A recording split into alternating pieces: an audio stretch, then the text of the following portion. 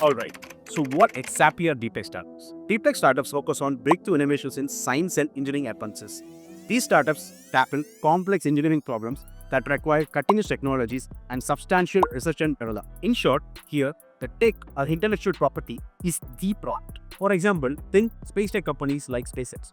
Their reusable widget is their core product. Now, let's clear up about what is not DeepTech startups. These are startups that rely on business model innovations, existing technologies, basically incremental entrepreneurs. In short, they are tech-enabled products, not tech products. These include all the Dhandha state businesses, the food delivery app, e-commerce platforms, and so on. For example, Zomato, Swiggy, and Flipkart. Now let's say if you're a student or an early stage professional, why would you want to work on DeepTech? There are two key reasons to work on DeepTech.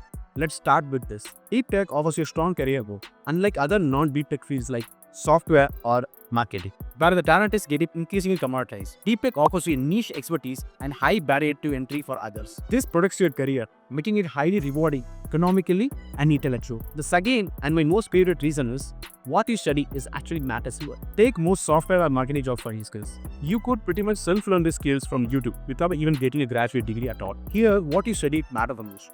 What kind of labs you are exposed to matter the most, and what kind of problem statement from relevant industry that you worked on during a course matter the most. So in short, a career in DeepTech is just not a job. It's a far more intellectually rewarding job. Let's say you're an entrepreneur who wants to make big money or want to make big impact.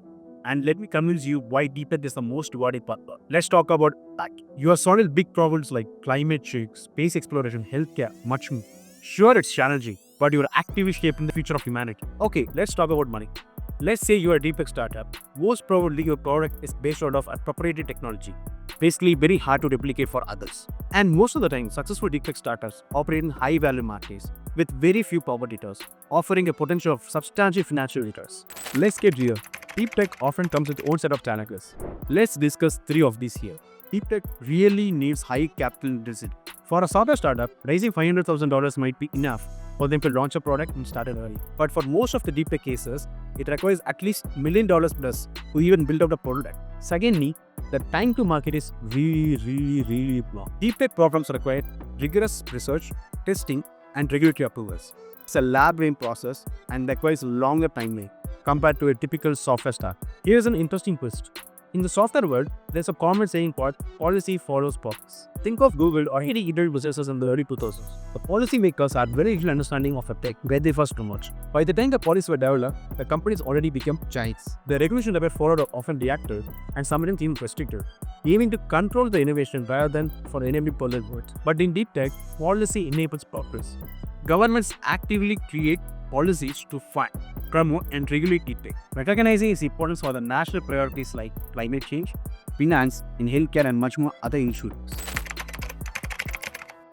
So why every nation state is talking about DeepTech right now? There are many reasons. Let's focus on two core areas. Self-sufficiency. Countries want to be less dependent on foreign technologies, which means they want to develop their own core technologies in-house, which means they have to work on complex problems. Economic growth. Countries got bored of low-value economic. They want high-value economic growth. DeepTech drives a high-value economic growth and drives our future-ready industries. Subscribe to learn more about Hills and DeepTech. Join Arima DeepTech community for startup jobs and investor comments.